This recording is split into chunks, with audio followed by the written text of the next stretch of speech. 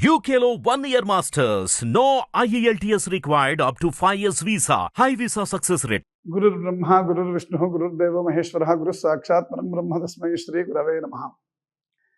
నాన్న పిల్లలు, ఇవాళ మనం గరుత్మంతుడి యొక్క కథను చెప్పుకుందాం. చాలా విశేషమైనది ఇది. ఈ యొక్క కథ చెప్పుకున్నందువల్ల మనకి విష్ణుమూర్తి యొక్క అనుగ్రహం తప్పనిసరిగా ఉంటుంది. మనకి అనేక విధాలుగా మనకి ఉపకారాలు ఉంటాయి. అయితే ఇక్కడ కశ్యప ప్రజాపతికి ఇద్దరు భార్యలు. ఒక భార్య పేరు కద్రువ, ఒక భార్య పేరు వినీత. వినీత అనే ఆవిడ ధర్మాత్మరాలు, చాలా సాధ్వి.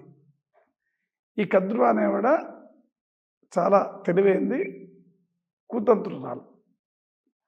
సరే, ఆవిడ ఏం చేస్తుందంటే, నాకు అనేక మంది సంతానం కావాలని చెప్పి కశ్యప ప్రజాపతిని అడుగుతుంది. నా యొక్క సంతానాన్ని చూసి ఈ యొక్క లోకంలో అందరూ భయపడాలి, అటువంటి సంతానాన్ని నాకు ఇవ్వండి అని చెప్పి కశ్యప ప్రజాపతి అడుగుతుంది. ఆ కశ్యప ప్రజాపతి ఏం చేస్తాడంటే తథాస్తు అంటాడు. ఆవిడకి సర్పాలు సంతానంగా కలుగుతాయి.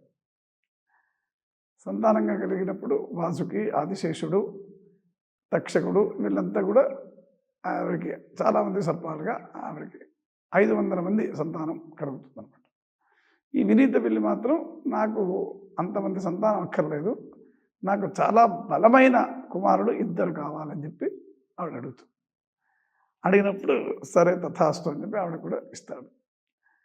సరే, ఈవిడ గర్భవతి అవుతుంది. సరే, అయిన తర్వాత చాలా రోజులు గడిచిపోతుంది. సరే, ఎంత ఆవిడకి మాత్రం కద్రువకి సంతానం కలిగేసి ఆవిడ సంతోషంగా ఉంటుంది. ఈవిడికి ఎంతసేపు ఇంకా గర్భంలోంచి బయటికి రాడు. రెండు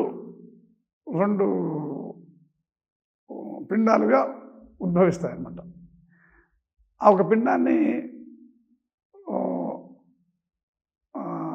పిండాన్ని ఆవిడ పగలగొడుతుంది సహనం లేకుండా. అంటే అప్పట్లో గర్భం చాలా రోజులు ధరించేవారు. అంటే ఇప్పుడు ఆయుష్ ప్రమాణం వేరు, అప్పట్లో ఉండే ఆయుష్ ప్రమాణం వేరు. ఆ ఆయుష్ ప్రమాణం ప్రకారంగా 500 సంవత్సరాలు ఆవిడ గర్భం ధరించిందని ఒక మాటగా చెప్పుకుంటుంటారు. ఆవిడ ఎప్పుడైతే ఆ గుడ్డను పగలగొట్టిందో అందులో సగం శరీరంతోనే అరుణుడు అనే ఒక కుమారుడు జన్మిస్తాడు. సరే, జన్మించిన తర్వాత ఆ అరుణుడిని సూర్య భగవానుడికి వాహనంగా అతన్ని నియమిస్తారు పరమాత్మ. తర్వాత అనేక సంవత్సరాల తర్వాత గరుత్మంతుడు జన్మిస్తాడు వినీతకి. జన్మించినప్పుడు సరే, చాలా చాలా బలిష్ఠుడు గరుత్మంతుడు. మామూలు బలిష్ఠుడు కాదు, చాలా గొప్ప వ్యక్తి అనమాట. జన్మించినప్పుడు అతను కద్రువ ఏం చేస్తుందంటే, అమ్మో ఇది దీనికి ఎలా అయినా నేను దీన్ని దాసిగా మార్చుకోవాలనే ఉద్దేశంతో ఒకసారి ఏం చేస్తుందంటే, ఒక గుర్రం, ఒక తెల్ల గుర్రం ఉంటే ఆ గుర్రానికి ఆ తోక నల్లగా ఉందని చెప్పి అంటుందన్నమాట. నల్లగా లేదు, తెల్లగా ఉందని చెప్పి ఈవిడ వాదిస్తుంది. వాదించినప్పుడు లేదు, తెల్లగా లేదు, నల్లగా ఉంది, కాబట్టి రేపు ఉదయం చూడు అని చెప్పి ఆవిడ పందెం కాస్తుంది. ఒకవేళ ఆ తోక నల్లగా ఉంటే నువ్వు నాకు జీవితకాలం నాకు దాస్యం చేయాల్సి ఉంటుంది, తెల్లగా ఉంటే నేను వదిలిపెడతాను అంటుంది. సరే అని చెప్పి ఇద్దరు పందెం కాస్తారు. ఈ సర్పాలకు ఏం చేస్తుందంటే, అరే నేను పందెం కాశాను, ఆ గుర్రం యొక్క తోక నల్లగానే ఉండేటట్టుగా మీరు ఆ తోక చుట్టూ మీరు చుట్టుకొని ఉండండిరా అని చెప్పి కద్రువ ఆ సర్పాలను ఆదేశిస్తుంది. తల్లి మాట కాదని లేక ఆ సర్పాలు వెళ్ళి ఆ గుర్రానికి చుట్టుకొని నల్లగా, చాలా నల్లగా కనిపిస్తుంది అనమాట. చూసావు కదా, ఈ తోక నల్లగానే ఉందని చెప్పి నువ్వు నాకు జీవితకాలం దాస్యం చేయాలని ఒక ఒప్పందం కలుగుతుంది. సరే, ఈ గరుత్మంతుడు పుట్టిన తర్వాత తల్లి గరుత్మంతుడికి విషయాన్నంతా చెప్తుంది.